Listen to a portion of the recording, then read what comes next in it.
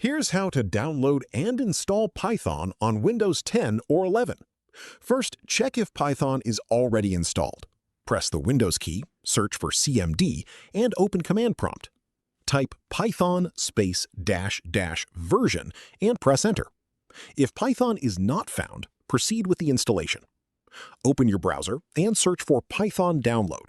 Go to the official python.org website and click the recommended Windows installer. Once downloaded, open the installer from your Downloads folder. On the first screen, make sure two options are checked. Use admin privileges when installing and add python.exe to path. Adding Python to path is essential so you can run it from the command prompt. Click Install Now and wait for the installation to complete. Once done, close the window and open Command Prompt again. Type Python space dash dash version and press Enter. You should now see the installed version number, confirming Python is ready to use. If this helped you out, hit that subscribe button for more straight-to-the-point tutorials on step-by-click.